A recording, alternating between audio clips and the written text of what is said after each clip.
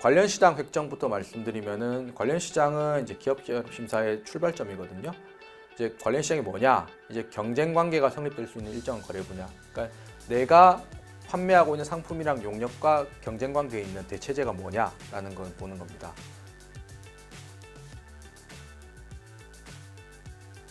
원칙은 이제 특정 상품의 가격 인상에 대한 구매 전환 가능 상품의 집합인데 주로 이제 수요자 입장에서 가격 변화에 따른 대체성 여부를 검토합니다. 물론 이제 공급자 입장에서 공급 대체성도 조금 보긴 하는데 원칙은 수요 대체성입니다. 수요자가 이 상품을 또는 이 지역을 동일한 지역 또는 동일한 상품으로 보고 있느냐 해서 살펴보게 됩니다. 예를 들면은 이제 소주와 맥주가 같은 시장일까?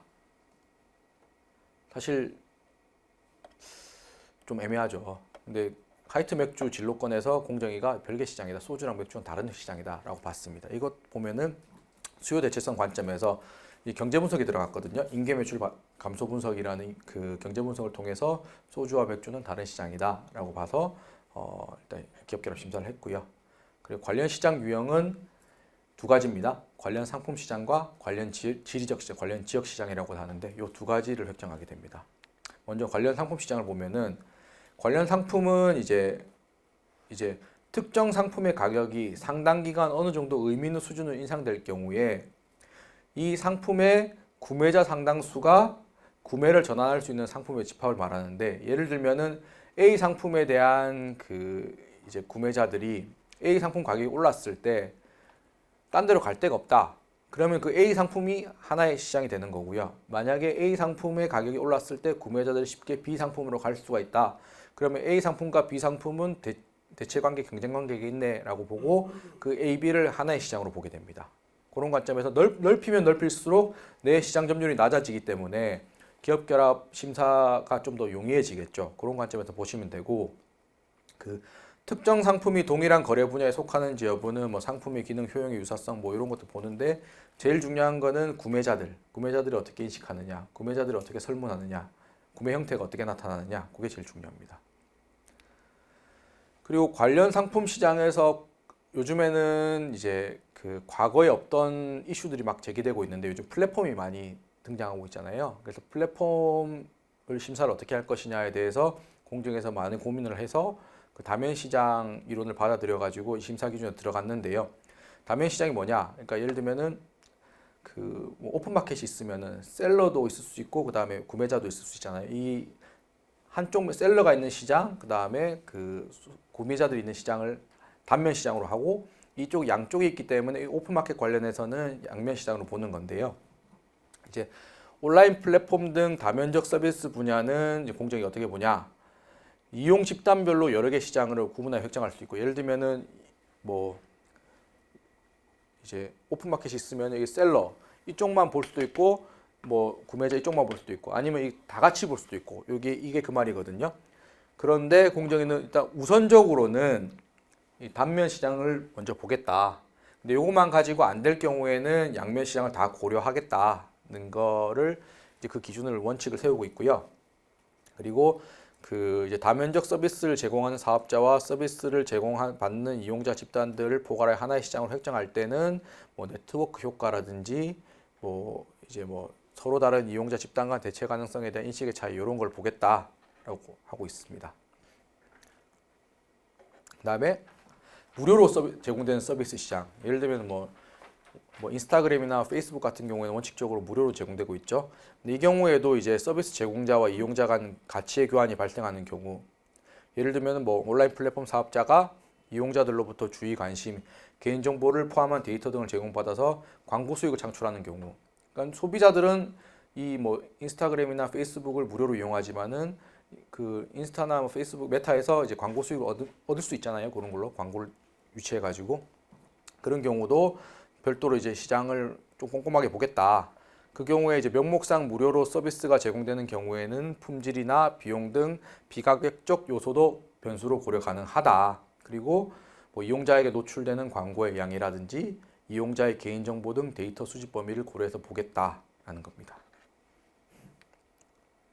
그 다음에 또 혁신 시장이라는 게 들어왔는데 솔직히 저는 뭐 이거 심사 기준 내용인데 심사 기준 읽어봐도 그냥 일반적인 관련 상품 시장 획정에 그 방법으로 그대로 하겠다라고 이해가 되거든요. 물론 이제 혁신 시장이라는 뭐 새로운 첨단 시장이라는 특성은 있겠지만 어쨌든 관련 상품 시장은 동일한 그 관련 상품 시장 획정의 그 방법에 따라서 혁신 시장을 획정할 수도 있다. 예를 들면 뭐 차세대 반도체 제조 장비 개발 시장이라든지 뭐 비모바일 스마트 기기 OS 개발 시장.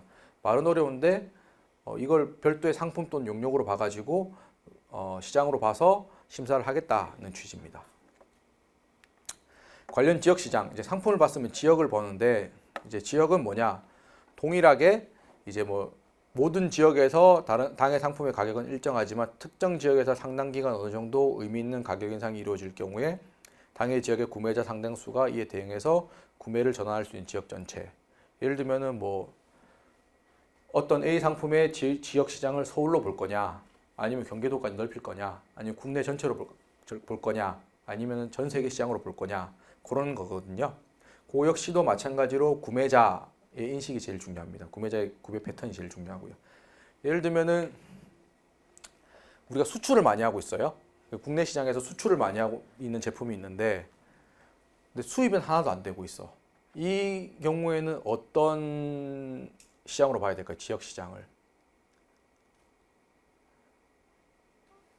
어떨 것 같습니까? 수출은 엄청 많이 돼. 그러니까 예를 들면 A 회사가 50% 이상 수출을 하고 있어요. 근데 50% 이제 국내에 판매하고 있는데 수입은 하나도 안 된다.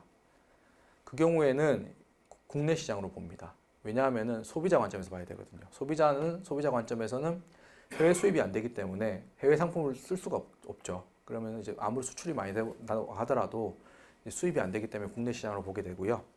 대신에 이제 만약에 A 상품이 B국가로 수출이 되는데 그 수출이 되고 있으니까 수출이 많이 되고 있고 B국가는 수입이 많이 된다. 그러면 우리나라와 달리 그 B국가에서는 그 해당 기업 결합의 지리적 시장을 뭐 우리나라뿐만이 아니라 전 세계로 많이 받고 있으면은 전 세계로 보든지 아니면 뭐 우리나라로부터만 받으면 우리나라와 그 해당 국가 이렇게 보든지 그렇게 할 수가 있습니다. 그래서 국가별로 다르게 또는 지역별로 다르게 시장이 획정될 수 있다. 하나의 기업 결합에 대해서도 그러니까 소비자 관점에 따라서 그거는 참고하시면 될 것 같고. 그다음에 경쟁 제한성 추정, 이제 안전지대는 HHI라는 걸로 이제 추정을 하는데요.